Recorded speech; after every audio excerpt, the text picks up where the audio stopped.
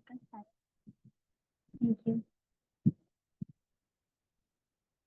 नमः ओम विष्णुपदाय शिवपाप्यात्मने श्रीमते भक्ति स्वरूप गोस्वामी इति नामिने भागवतवाणी सुधा प्रचारे मुदितात्मने वात्सल्यमय शीलेन सर्वदान विदायिने ओम अज्ञानतिमिरान्धस्य ज्ञानञ्जनशलाकया चक्षुरुन्मिलितं येन तस्मै श्रीगुरवे नमः। वाञ्छाकल्पतरुभ्यश्च कृपा सिन्धुभ्येव च पतितानां पावनेभ्यो वैष्णवेभ्यो नमो नमः। जय श्री कृष्ण चैतन्य प्रभु नित्यानंद श्री अद्वैत गदाधर शिवासादि गौर भक्तवृंद। हरे कृष्णा कृष्ण कृष्ण हरे हरे, हरे राम राम हरे कृष्णा कृष्ण कृष्ण हरे हरे, हरे राम राम हरे हरे, हरे कृष्णा कृष्ण कृष्ण हरे हरे, हरे राम राम राम हरे हरे। तो हमने हमारे लास्ट क्लासेस में देखा, लास्ट क्लास में हम लोग ने ये समझने की कोशिश की थी कि हम कितनी भी कोशिश कर ले लेकिन हम सिक्योर नहीं है इस दुनिया में। बिकॉज भगवत गीता में भगवान कृष्ण क्या बोलते हैं, ये संसार क्या है, दुखालयम। तो जब कृष्ण ने बोल दिया है कि ये संसार दुखालयम है तो हम हजार कोशिश भी कर ले तो यहाँ पे हमें सुख तो मिलेगा ही नहीं। तो जब हमें सुख नहीं मिलना है तो हमें सिक्योरिटी भी कहाँ से मिलेगी। अगर सिक्योर, ये जो हम सिक्योरिटी ढूंढते हैं हर चीज में, इसका मूल उद्देश्य यही होता है कि हमें सुख चाहिए, हम इटर्नली हैप्पी रहना चाहते हैं। मतलब हम चाहते हैं कि हमारे लाइफ में कभी भी कोई प्रॉब्लम ना आए, हम हमेशा सुकून से जी पाए। इसलिए हम इतना पैसा कमाते हैं, हम इतने लाइफ इंश्योरेंस पॉलिसी बनाते हैं, पर जो हम LIC पॉलिसी लेते हैं लाइफ इंश्योरेंस की, वो भी हमारी लाइफ को सुरक्षित नहीं करती। एक्चुअली इसको बोलते हैं लाइफ इंश्योरेंस पॉलिसी, पर लाइफ इंश्योरेंस पॉलिसी मरने के बाद मिलता है, जीते जी तो मैंने वो कुछ नहीं कर सकता। बोलने के लिए लाइफ इंश्योरेंस होता है लेकिन लाइफ इंश्योर नहीं होता। यहाँ पे मृत्यु लोग बोलते हैं, मृत्यु लोक में मृत्यु निश्चित है। लेकिन हमें क्या समझना है कि हम ये शरीर है या हम आत्मा है। अगर हम ये शरीर मान लेते हैं खुद को, हमारी मृत्यु निश्चित। लेकिन जिस पर हम अपने रियल पोजीशन को समझते हैं, जब हम ये रियलिटी को जानते हैं, जानने और महसूस करने लगते हैं कि हम तो ये शरीर है ही नहीं, हम तो आत्मा है। एंड जब हम ये जान लेते हैं कि हम ये शरीर नहीं, हम आत्मा है, तब एक्चुअली में जो हमारी फीलिंग्स होती है वो रियल होती है। कि जैसे कि हम मरना नहीं चाहते, हम बीमार नहीं होना चाहते, हम बूढ़े नहीं होना चाहते, हम ओल्ड नहीं होना चाहते हैं। तो ये सारी चीजें हमें क्यों फील होती है, क्योंकि हम एक्चुअली में ओल्ड नहीं होते, हम एक्चुअली में बीमार नहीं होते। द मोमेंट वी अंडरस्टैंड कि हम ये शरीर नहीं, हम आत्मा है, तब हमारा रियल हैप्पीनेस स्टार्ट होता है, तब हमारी रियल लाइफ जर्नी स्टार्ट। तो आज का हमारा टॉपिक है we have an option and do we really use it. यानी हमारे पास एक ऑप्शन है लेकिन क्या हम उस ऑप्शन को इस्तेमाल करते हैं। हम इस संसार में आते हैं, हम क्या करते हैं, बचपन में माता पिता हमें स्कूल में डाल देते हैं, स्कूल में अच्छे से पढ़ाई करते हैं, कॉलेज जाते हैं, फिर एक पार्टनर ढूंढते हैं, शादी करते हैं, बच्चे होते हैं और हम पैसे कमाने में लग जाते हैं। तो हम पैसे कमाने के पीछे इतना खो जाते हैं कि हम चाहते हैं कि हम अपने परिवार को सुरक्षित कर पाए, हम अपने परिवार को सारी सुख सुविधाएं दे पाए।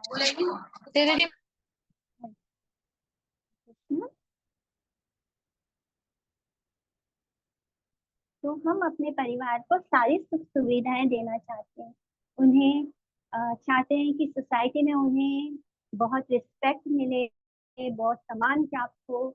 हम अपने परिवार के हर सदस्य के लिए बहुत सोचते हैं, उनके साथ इंजॉय करना चाहते हैं। क्योंकि जैसे अर्जुन सोच रहा था कि अगर मैंने ये युद्ध किया और सारे लोग मर गए और मुझे ये पूरे राजपाट मिल गया तो मैं किसके साथ एंजॉय, हम किसके साथ एंजॉय करते हैं, अपने परिवार के सदस्यों के साथ। तो यही हम कर भी रहे हैं। हम अपने परिवार को सुरक्षित करना चाहते हैं, उनके लिए रिस्पेक्ट और ऑनर चाहते हैं, हम उनके साथ इंजॉय करना चाहते हैं।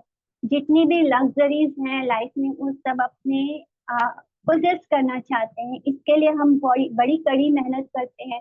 पूरे पर हम सुबह लेके रात तक दौड़ते धूपते हैं किसी पैसे कमाने के लिए, ताकि कुछ पल कुछ हम अपने परिवार को सुख दे पाए, उनको लग्जरी लाइफ दे पाए और अपने शरीर को सुख दे पाए, अपनी इंद्रियों को तृप्त कर पाए, अपने सेंसेस को, अपने बॉडी को।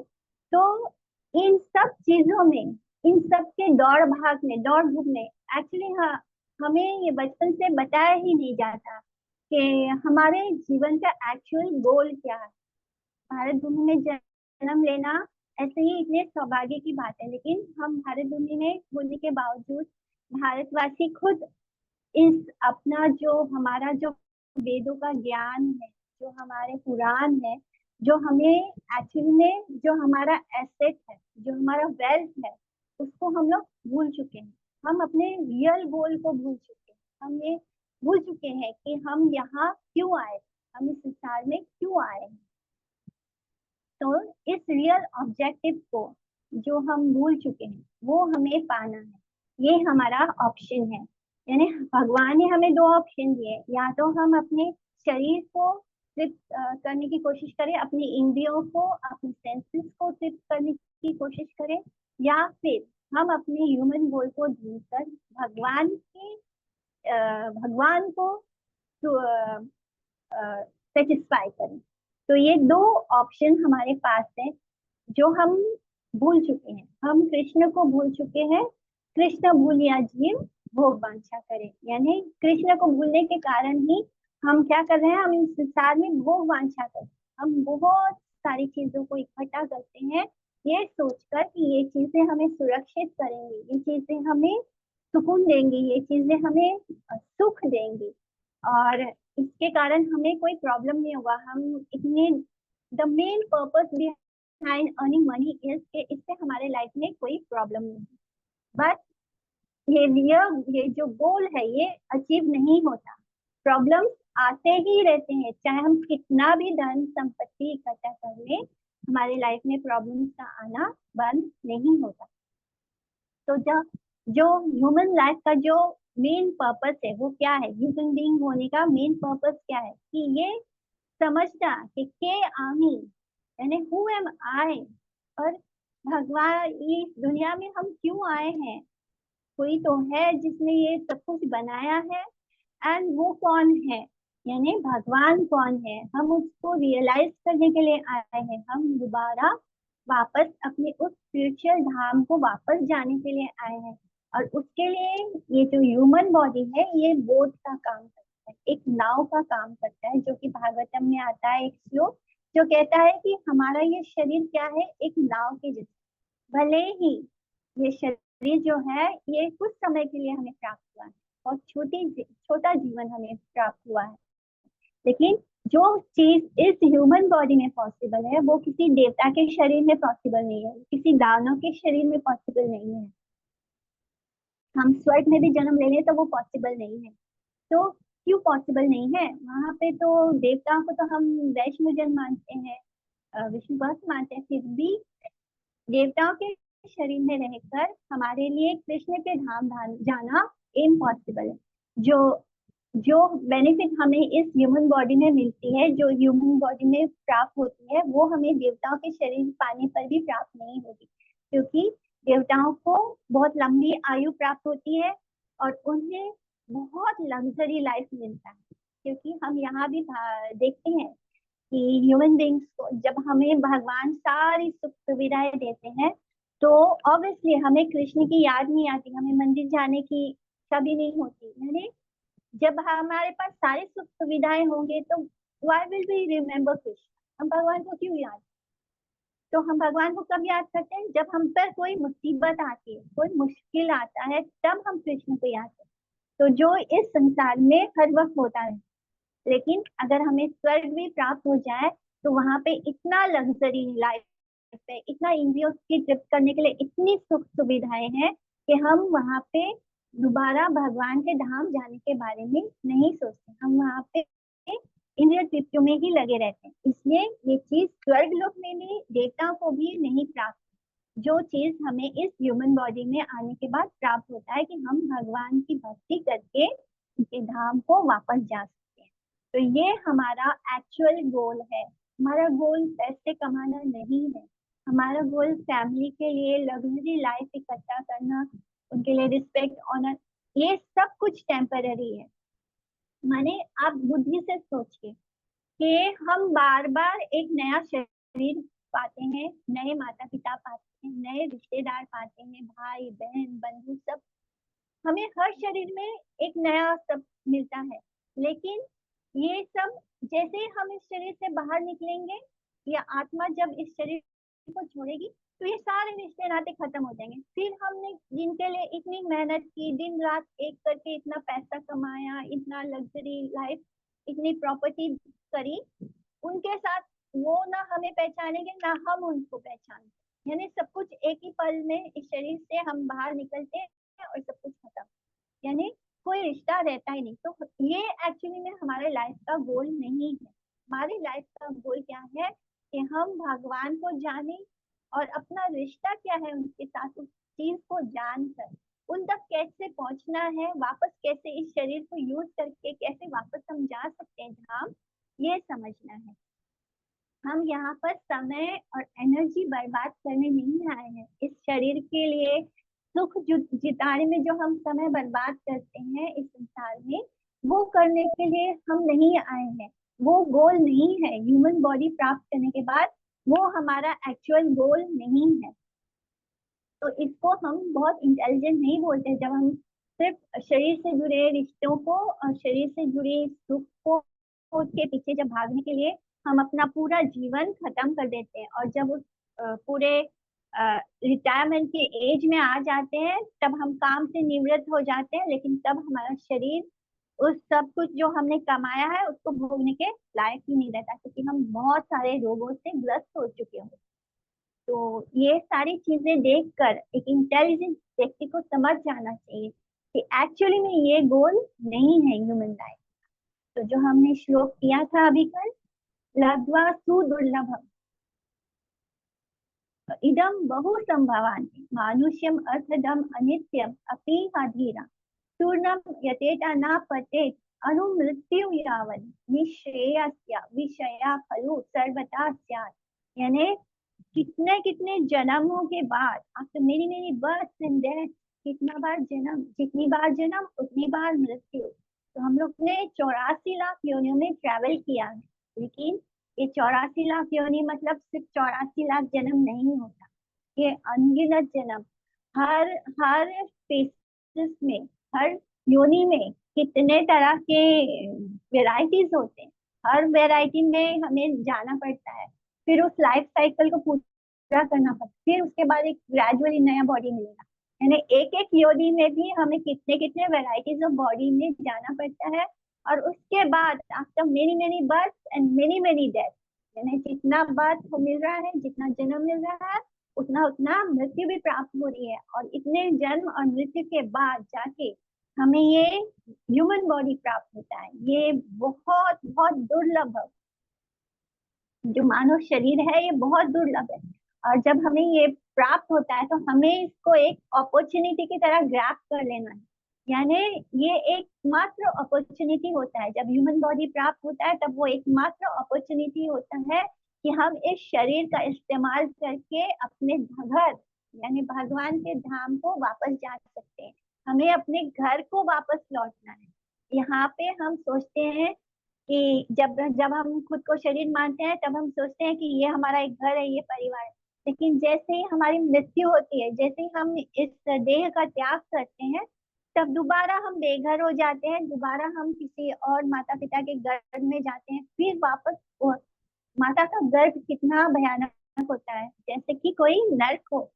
तो माता के गर्भ में रहना भी नर्क के समान होता है। बच्चे को कितनी पीड़ा, कितनी तकलीफ होती है गर्भ में, 9 महीने तक उससे किससे कंजेस्टेड रहना पड़ता है, और उसमें उसके अंदर कोई, उसके पास कोई फ्रीडम नहीं होता है, उसे उल्टा रहना पड़ता है। उसके शरीर में जलन होती है, माँ जो खाती है उस चीज से बच्चे को पीड़ा होती है, तकलीफ होती है।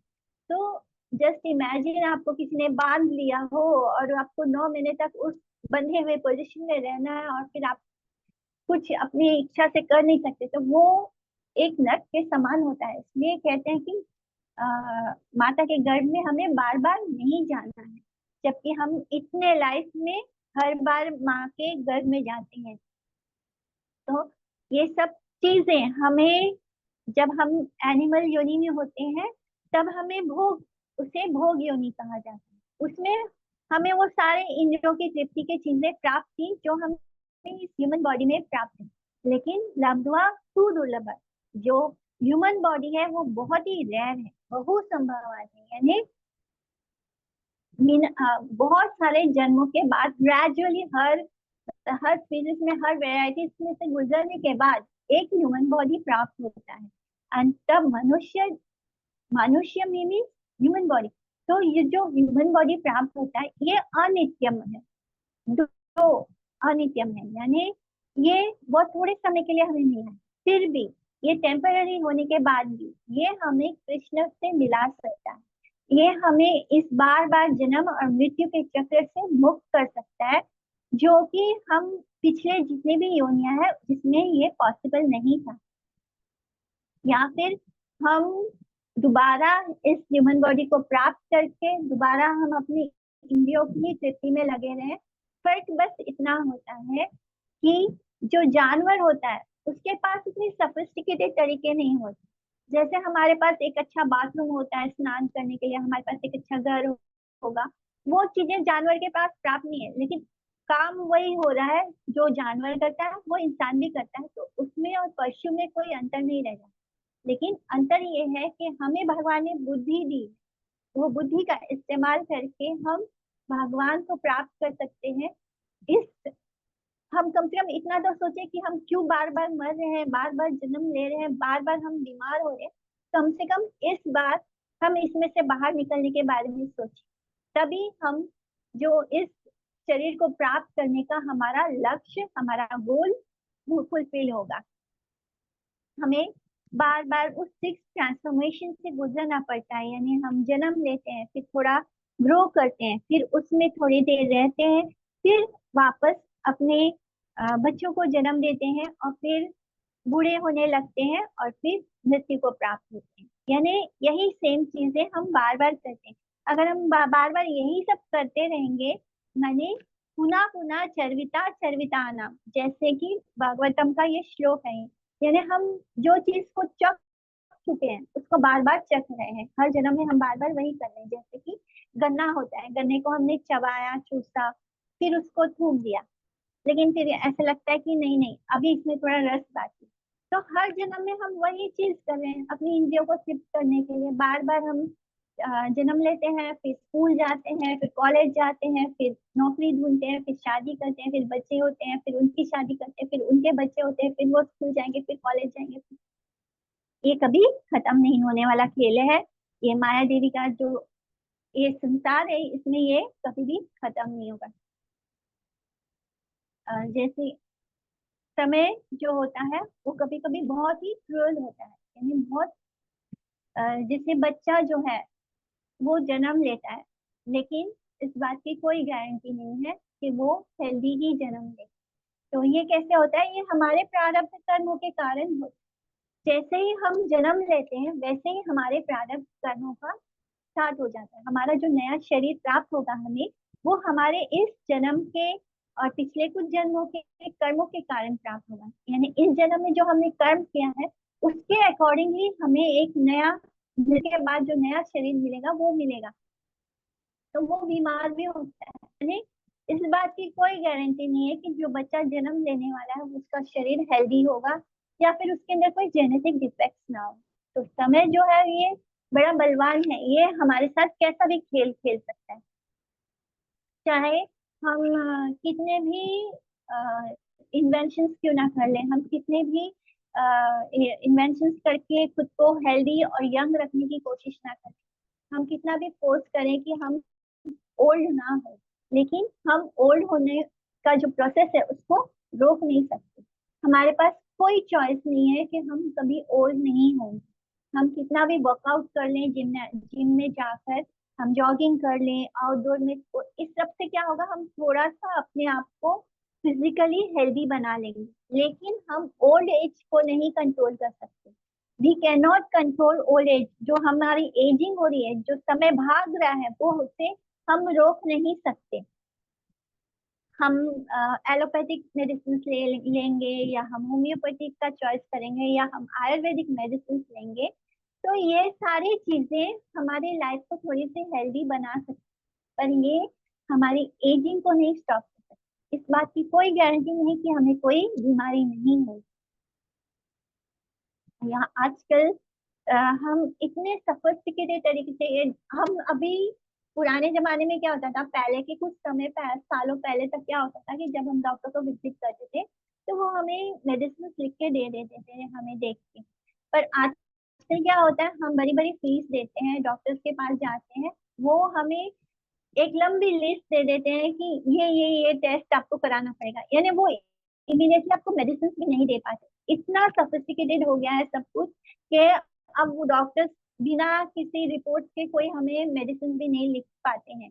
यानी सब कुछ बहुत ही कॉम्प्लिकेटेड होता जा रहा है, लेकिन इन सब इतना होने के बाद भी हम अपनी एजिंग को नहीं रोक सकते, हम अपने शरीर में होने वाली बीमारियों को नहीं रोक सकते। यहाँ तक कि अगर कोई कार्डियोलॉजिस्ट हो, तो वो भी कार्डियक अरेस्ट से मर सकता है, यानी उसको भी हार्ट अटैक हो सकता है। ये जीवन की सच्चाई है। लोग अ, जिस डॉक्टर के पास जाते हैं अपने हार्ट का इलाज के लिए, वो डॉक्टर भी हार्ट अटैक से मर सकता है, चाहे वो कार्डियोलॉजिस्ट ही हो। तब भी हम कितना भी डिजायर कर ले कि हमारे जीवन लंबा हो, लेकिन हम सब अपने कर्मों से बंधे हुए हैं। हमारा प्रारब्ध कर्म है।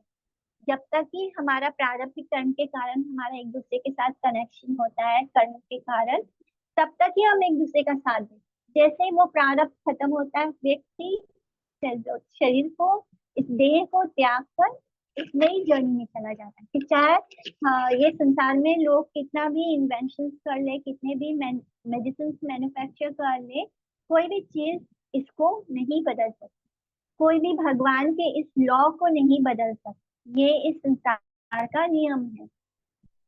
यानी हम लोग सोचते हैं कि हमने लाइफ को कंट्रोल कर लिया, लेकिन हम इंडिपेंडेंट हो गए, पर ये चीज हमने समझी है कि हम में से कोई भी इंडिपेंडेंट नहीं है। हम सब मायाबद्ध जीव हैं, और माया देवी के इस संसार के जो नियम है, जो भगवान डायरेक्टली वो कृष्ण के ही नियम है, लेकिन माया देवी इस संसार को चला रही है, तो उसके जो नियम है वो हम पर लागू होते हैं। हम हजार कोशिश कर ले, हम कितने भी इन्वेंशन कर ले, लेकिन हम अपने लाइफ को, एजिंग को नहीं रोक सकते। हम लॉन्ग लाइफ हमें मिलेगा इसकी कोई गारंटी नहीं। Every moment we are dying. हर मोमेंट हम मर ही रहे हैं।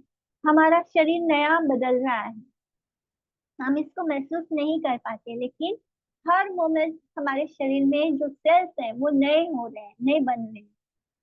तो इस तरह हम इस ह्यूमन बॉडी का जो लक्ष्य है, जो गोल है, उसको भूल गए। हम हर वक्त इस फियर में जीते हैं कि हम बीमार हो जाएंगे, हम मर जाएंगे, हम ओल्ड हो जाएंगे। बट इसका इलाज इस शरीर के द्वारा नहीं है। इसका इलाज इस बात को समझने में है कि ये ह्यूमन बॉडी जो है, ये जो हमारा शरीर है, ये टेम्पररी है।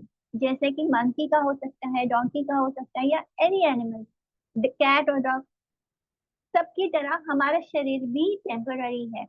बट फिर भी ये अर्थदम, इस श्लोक में आता है अर्थदम, यानी it is meaningful and valuable. अगर मंकी एंड डोंकी के बॉडी में प्राप्त होगा तो हम भक्ति नहीं कर सकते, बट बिकॉज हमें ह्यूमन बॉडी प्राप्त हुआ है, तो ये अर्थदम है, ये मीनिंगफुल है, ये वैल्यूबल है। कैसे?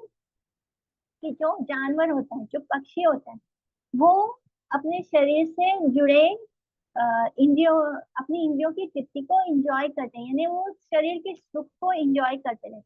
उनको कुछ और सोचना ही नहीं है। उनको खाना दिखता है तो वो खाने पे टूट पड़ते हैं, उनको खाना है, यानी वो सिर्फ अपने शरीर को देखते हैं। तो ये जो फिजिकल एंजॉयमेंट है, ये पशु पक्षियों का लाइफ का गोल है, क्योंकि उनके शरीर में ये इस लेवल की बुद्धि नहीं होती है, इस लेवल का इंटेलिजेंस नहीं होता है, उनका इंटेलिजेंस वेरी लिमिटेड। उनको भगवान ने यही बुद्धि दी है कि वो ये ढूंढ सके कि उनको खाना कहाँ मिलेगा, कहाँ उनको सोना है, कहाँ कब उन्हें अपनी सुरक्षा करनी है। तो eating, sleeping, defending and mating, ये जो चार फंक्शंस है, ये एनिमल और बीस्ट के लाइफ में यही उनकी प्रायोरिटी होती है। लेकिन if we get the human body, हमें भगवान ने ऊपर से इंटेलिजेंस का लेवल भी बहुत हाई दिया है, उसके बावजूद अगर हम वही करते हैं, eating, sleeping, defending and mating, यानी खाओ पियो सो जाओ, तो हम में और पशु में कोई अंतर नहीं है। तो ह्यूमन बॉडी में भगवान ने बहुत एक्सीलेंट इंटेलिजेंस दिया है। जो हमारा बुद्धि का लेवल है वो एनिमल एनिमल एंड बर्ड से ऊपर है। और हम अगर इस बुद्धि का इस्तेमाल अपने सिर्फ बायोलॉजिकल नीड्स को सफिस्टिकेटेड तरीके से पूरा करने में करें, तो हमने अपनी बुद्धि को वेस्ट किया है, यानी हमने अपनी इंटेलिजेंस को वेस्ट किया है। जो काम हम जानवर के शरीर में रहकर कर रहे थे, वही काम हम ह्यूमन बॉडी में आने के बाद बस उसको अच्छा बड़ा अपार्टमेंट बना ले, अच्छा घर बना ले, और उसमें भी रहकर हम वही सब करें, वही चार चीजें करते हैं। तो हम अपने उस लेवल वाले इंटेलिजेंस को हमने वेस्ट किया, हमने उसका उसको सिर्फ उस बुद्धि को हम एनिमल बुद्धि कहेंगे। यानी अगर हम वही काम करने के लिए अपनी बुद्धि का इस्तेमाल कर रहे हैं, तो हम में और एनिमल में, पशु में कोई अंतर नहीं है। हमने अपनी बुद्धि का गलत यूज किया है। तो ये जो बुद्धि है हमें भगवान ने दी है, वो इसलिए दी कि हम उनको ही जान सके, अपने क्रिएटर को, जिसने हमें बनाया है, हम उसको जान सके, उनके साथ हमारा क्या रिश्ता है इसको समझ सके। और जो स्क्रिप्चर्स हैं जो हमें बताते हैं, अथतो ब्रह्म जिज्ञासा, यानी वेदांत का पहला सूत्र है ये, कि जब हमें ये ह्यूमन बॉडी प्राप्त हो तो हमारे अंदर ये जिज्ञासा होनी चाहिए कि ब्रह्म क्या है, भगवान कौन है, हम कौन है, हम आत्मा कौन है। तो अगर हमारे अंदर मैं कौन हूँ ये जानने की जिज्ञासा ही नहीं जगती, तो हमारी इस बुद्धि का होना वेस्ट है। हम सिर्फ इसका इस्तेमाल सब कुछ अच्छे तरीके से करने के लिए कर रहे हैं, यानी मटेरियली अच्छे से करने के लिए कर रहे हैं, लेकिन उस बुद्धि का इस्तेमाल रियल में क्या है ये समझने की कोशिश नहीं करें। उस बुद्धि का इस्तेमाल इसमें है कि हम भगवान को जाने, हम ये जाने कि हम कौन है, हमारा रिश्ता क्या है भगवान से, हम इस संसार में क्यों आए हैं, क्यों हमें बार बार मरना पड़ता है, क्यों हमें बार बार जन्म लेना पड़ता है, क्यों हमारे ऊपर दुख आते हैं, क्यों हम बूढ़े होते हैं, क्यों हम बीमार होते हैं। माने ये सारी चीजें हम नहीं चाहते, क्यों हम पे थोपी जा रही है। तो ये अगर हम समझने की कोशिश नहीं करते, तो हम अपनी बुद्धि को वेस्ट करते हैं, हम ह्यूमन बर्थ को वेस्ट करते हैं।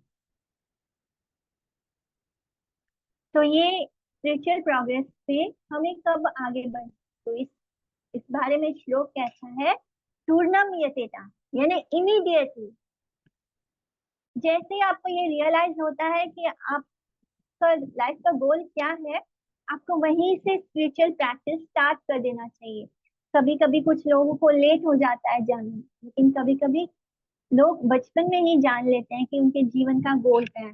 तो यहाँ पे इस श्लोक कहता है कि पूर्णम यतेता, इमीडिएटली, जिस मोमेंट भी आपको रियलाइज हो जाए कि आपके जीवन का गोल क्या है, तो आपको वहां वेट नहीं करना है, आपको भगवान की भक्ति में लग जाना चाहिए। ना पतित अनुमृत्यु यावत, यानी इसके पहले कि मृत्यु आकर हमें फिर से एक नया शरीर में भेज दे, हमें तुरंत भगवान की भक्ति में लग जाना चाहिए, हमें तुरंत समझ जाना चाहिए कि हमें अब अपने गोल को अचीव करना है।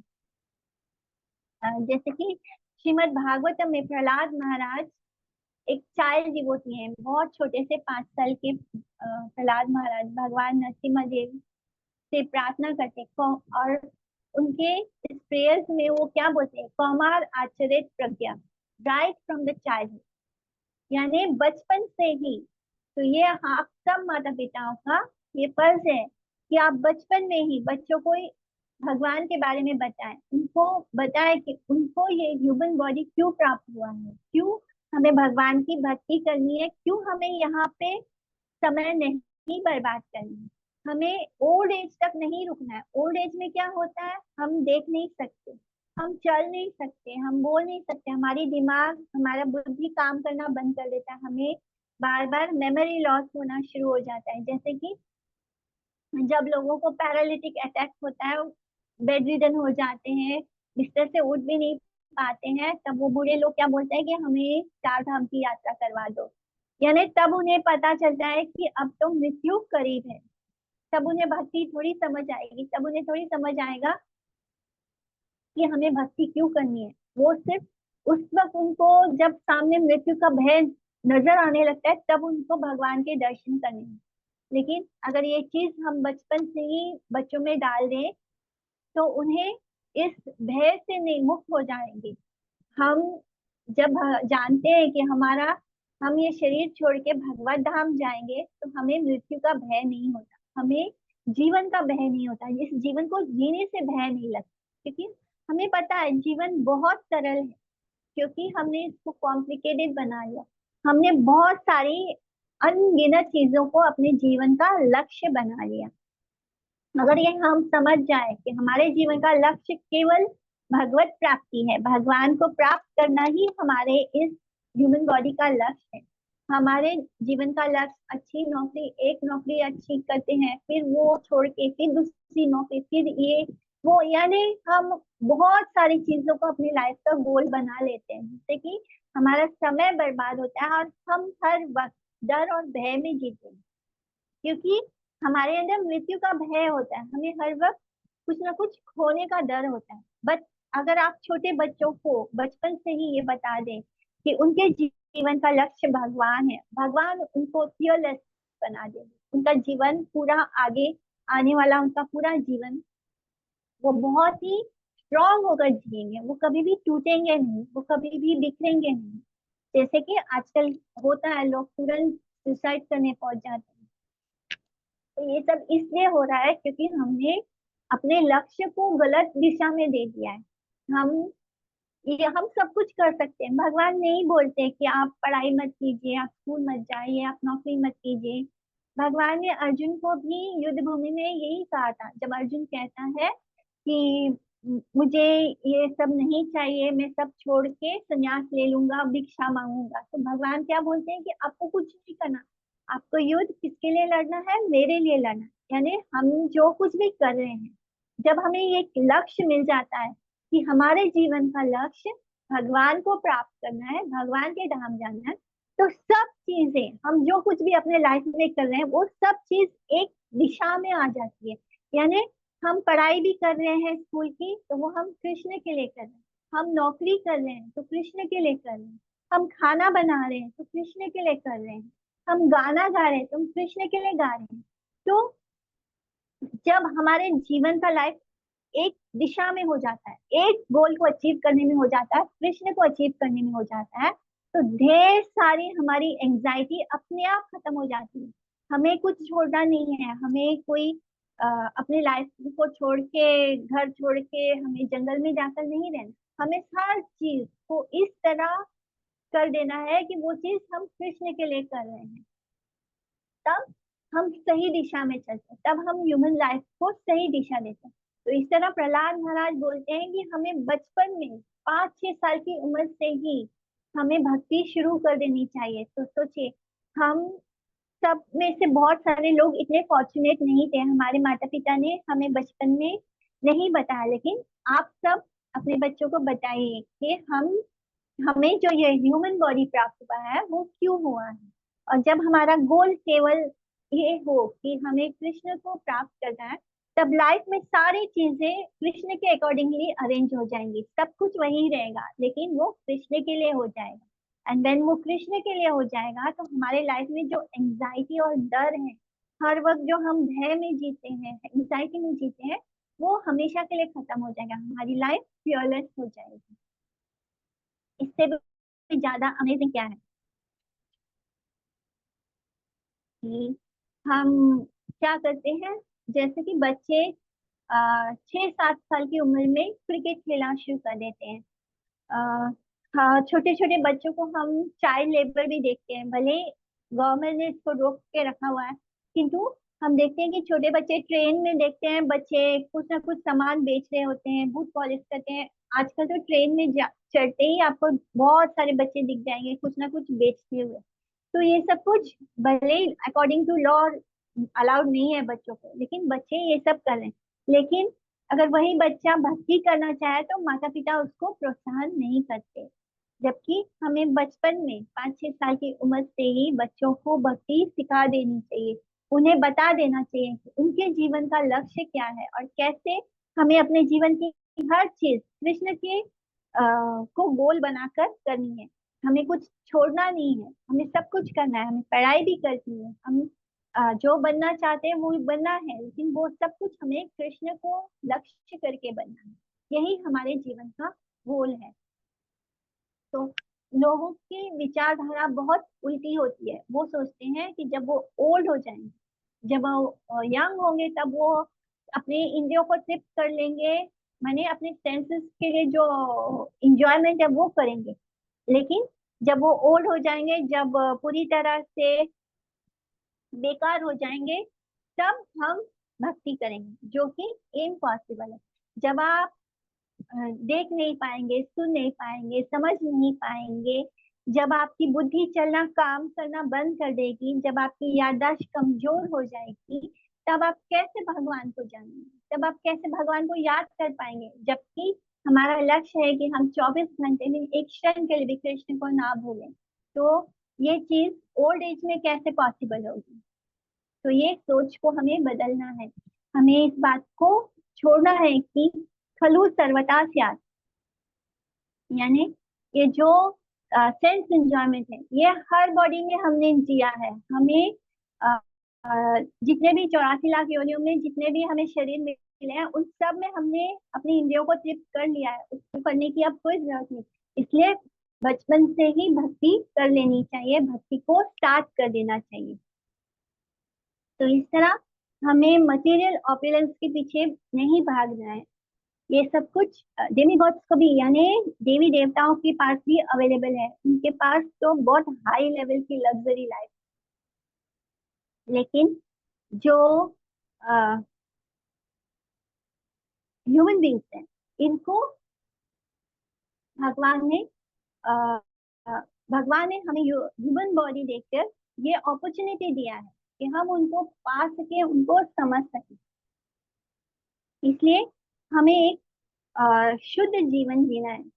अगर हम भक्ति नहीं करेंगे, हम सिर्फ अच्छे कर्म करेंगे, अच्छे कर्म करने का अच्छा फल प्राप्त होता है और बुरे कर्म करने का बुरा फल प्राप्त होता है। जैसे कि हमने बहुत अच्छे अच्छे कर्म किए, मोड ऑफ गुडनेस में, यानी सतोगुण में रहकर हमने कर्म किया, बहुत पायस लाइफ जिया है, बहुत पुण्य किया है, तो हमें क्या होगा? हमें हेवन प्राप्त होगा, यानी हमें स्वर्ग प्राप्त होगा। तो जैसे कि हमने जाना, अगर हमें स्वर्ग प्राप्त होता है तो फिर वो लाइफ ऐसी लग्जरी से भरी हुई है कि उसमें जाने के बाद हम इस लक्ष्य को कभी भी बारे में सोचते भी नहीं है कि अ, हमें भगवान को प्राप्त करना है। यानी वो आसपास इतना लग्जरी होता है कि हम उसमें खो जाते हैं। और फिर जब हम उसको भोग लेते हैं, जब हम अच्छे कर्म करने के कारण जब हम स्वर्ग जाते हैं, जब स्वर्ग में अपना जीवन पूरा भोग लेते हैं, तो वापस हमें इस धरती पर भेज दिया जाता है। यानी कि वो भी लाइफ परमानेंट नहीं है। ये परमानेंट नहीं है कि हम स्वर्गवासी हो जाएंगे तो हम परमानेंट हो जाएंगे, ऐसा नहीं होता। स्वर्गवासी होने के बाद, स्वर्ग में वास करने के बाद, जब स्वर्ग में हमारा कर्म, स्वर्ग भोगने का हमारा कर्म कंप्लीट हो जाता है, पूरा हो जाता है, तब हम दोबारा इस धरती पर आते हैं और दोबारा हमें अपने कर्म के अकॉर्डिंग शरीर प्राप्त होता है। यानी हमें दोबारा ह्यूमन बॉडी प्राप्त होगा इसकी गारंटी नहीं है।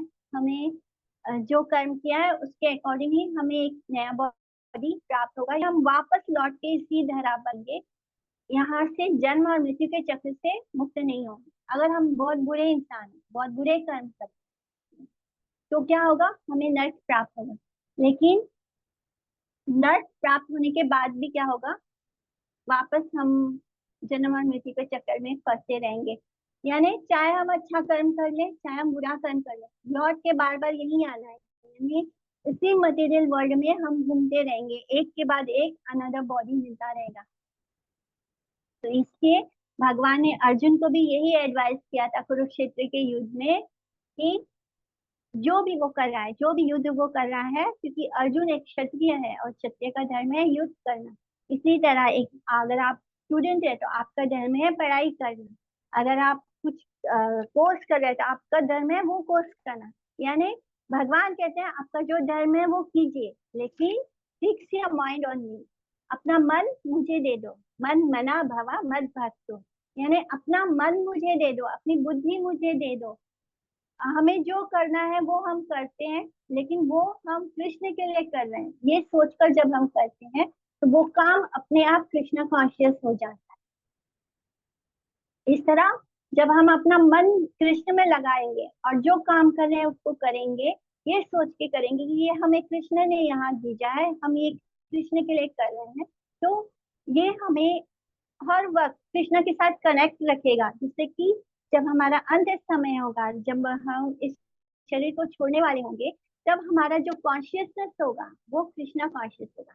तो भगवान गीता में क्या बोलते हैं कि अंत काले चा मामे स्मरण व कलेवरम, यानी अंत काल में जब हम कृष्ण को स्मरण करेंगे, तब ये जो जन्म और मृत्यु के कारण हमें जो नया नया जो हम जन्म और मृत्यु के चक्र में फंसते हैं, इससे सदा के लिए मुक्त हो जाएंगे। तो वो एक लास्ट मोमेंट होता है।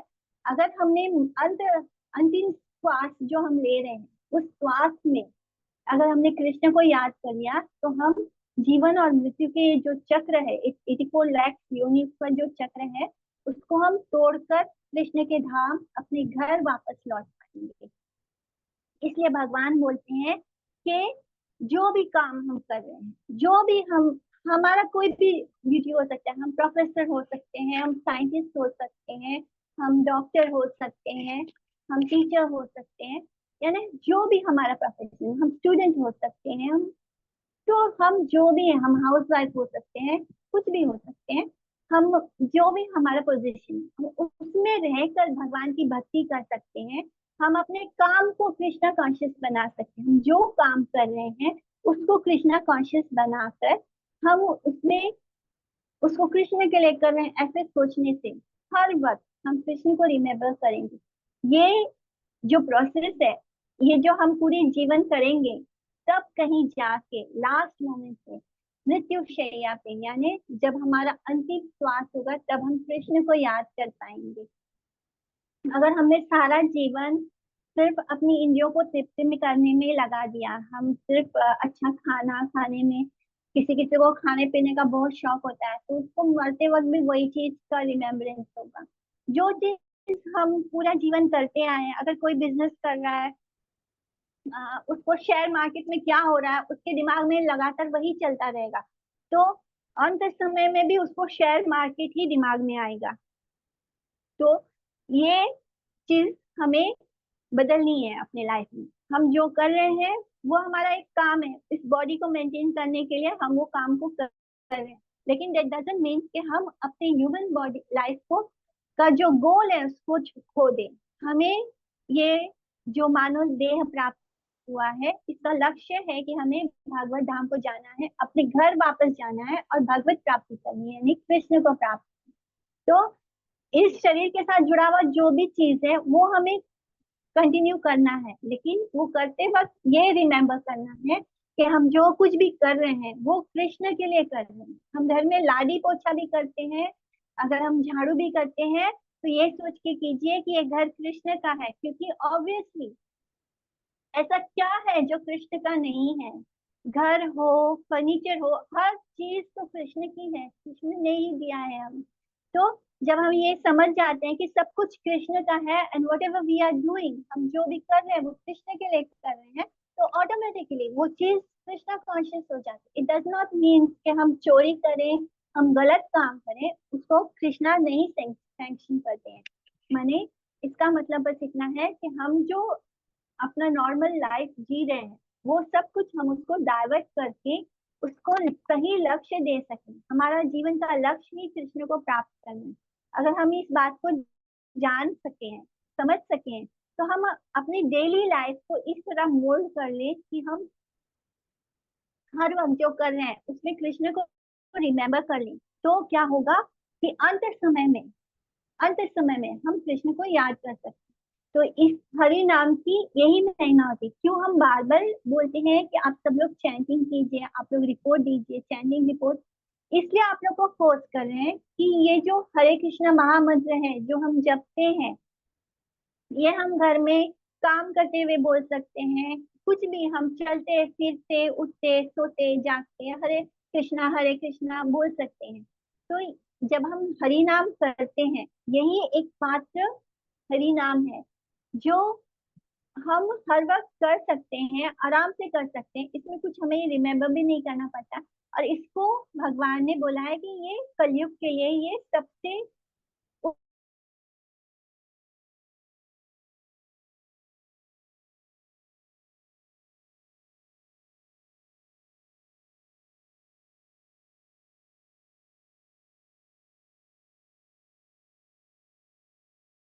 एंड हमारा कॉन्शियस भी कृष्ण कॉन्शियस हो जाएगा।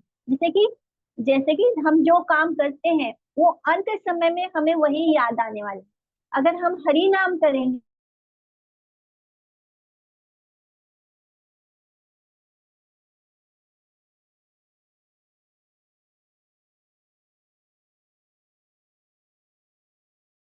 हम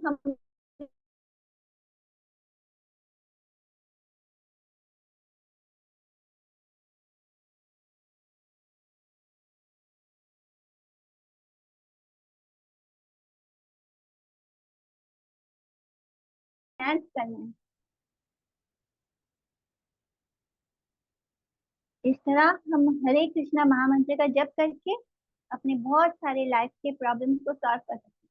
बिकॉज हमारे जीवन का लक्ष्य जब हमें पता चल जाता है, जब हमें पता चल जाता है कि हमारा रिश्ता कृष्ण के साथ है, एक्चुअली में हमारा रिश्ता कृष्ण के साथ है, कृष्ण के कारण ही हम सब हैं, कृष्ण का ही हम सब अंश है। तो जब हम अपने फैमिली मेंबर्स को भी इस तरह देखने लगते हैं कि वो भी कृष्ण का अंश है, उन सबको भी कृष्ण के पास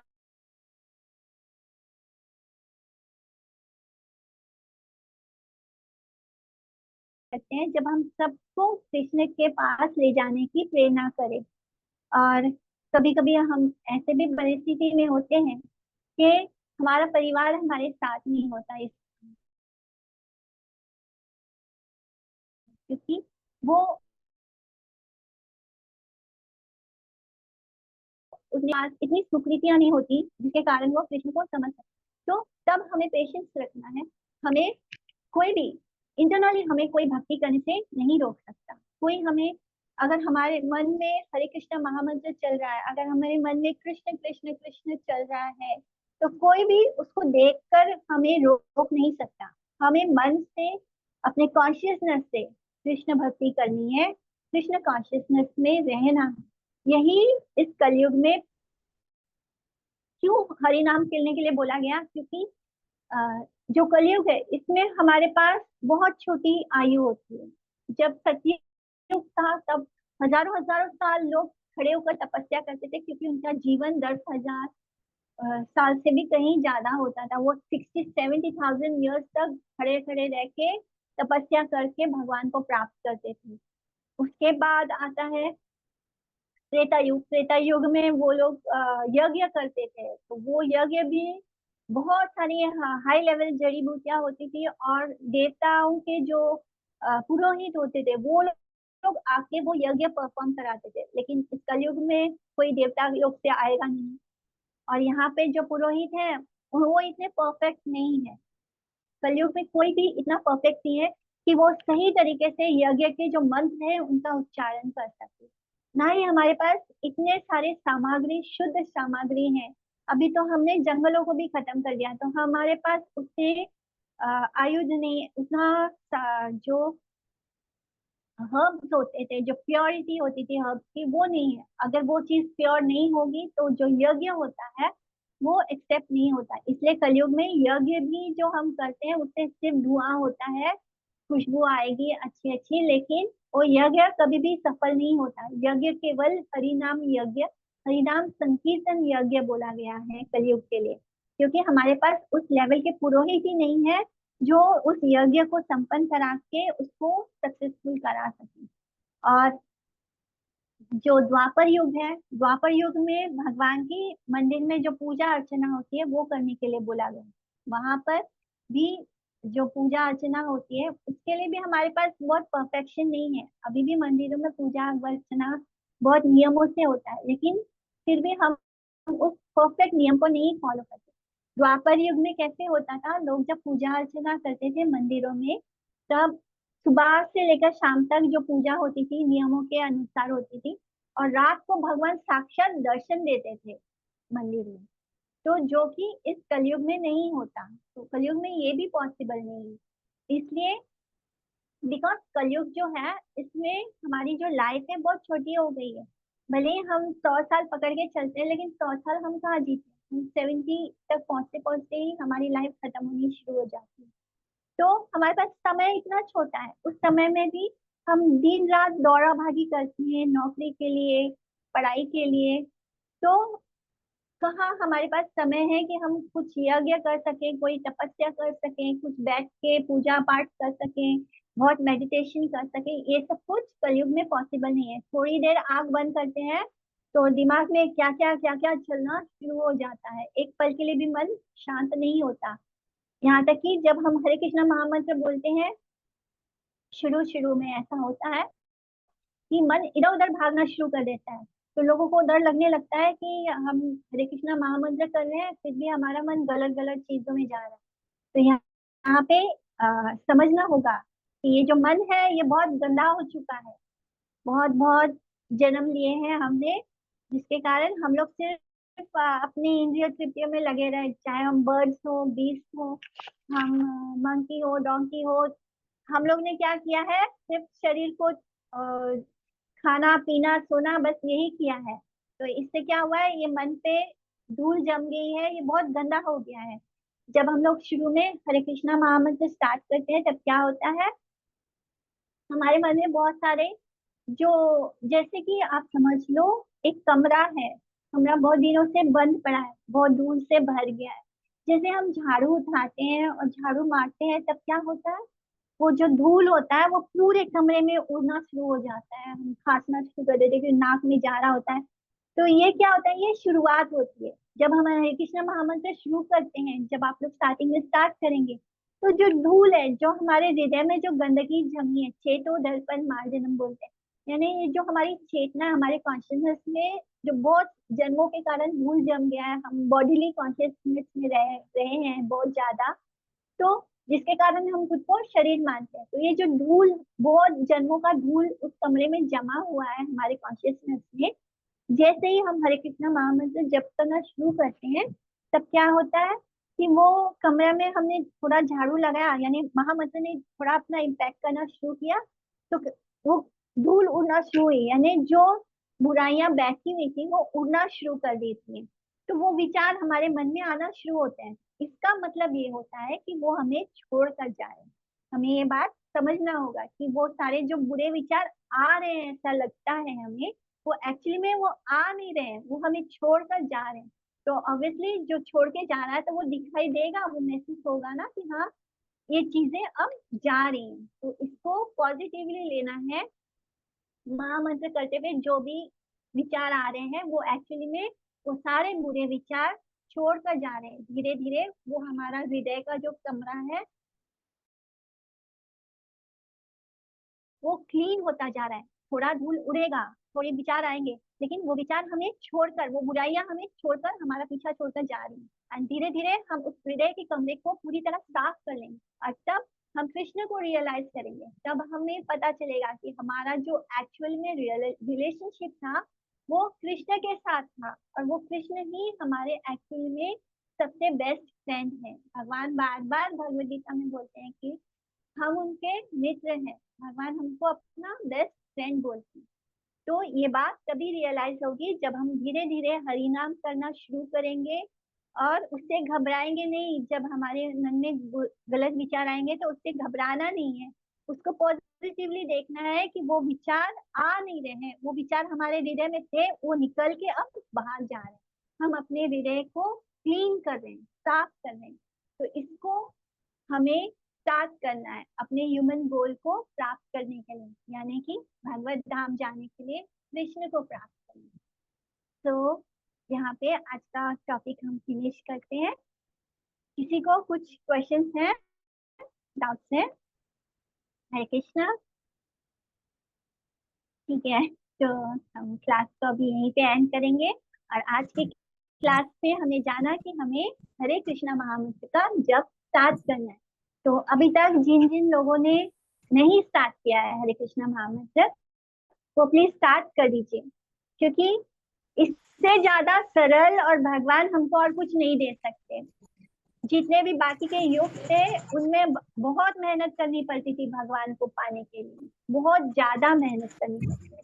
तो कलयुग में भगवान ने बहुत सरल चीज दे दी, आप जो कर रहे हैं करो, बस मुझे याद करो। तो जस्ट चैंट हरे कृष्णा महामंत्र एवरीवन। ओके, चलो। वाञ्छा कल्पतरुभ्यश्च कृपा सिन्धुभ्येव च पतितानां पावनेभ्यो वैष्णवेभ्यो नमो नमः। आप सभी को दंडवत प्रणाम। हरे कृष्णा। हरे कृष्णा हरे माता कृष्णा, जी। दंडवत प्रणाम माता जी। दंडवत प्रणाम। दंडवत प्रणाम भारती माता जी। हरे कृष्णा। दंडवत प्रणाम विश्वरूप सुरजीत बहुत एवरीवन। अच्छा दंडवत। एक्सप्लेन किया हरे माता जी, कृष्णा। एग्जाम्पल बहुत अच्छे दिए। थैंक यू माता जी। थैंक यू, थैंक यू माता जी। हरे कृष्णा।